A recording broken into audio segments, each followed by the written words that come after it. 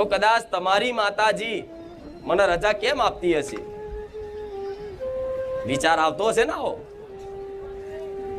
કેમ આપતી હશે?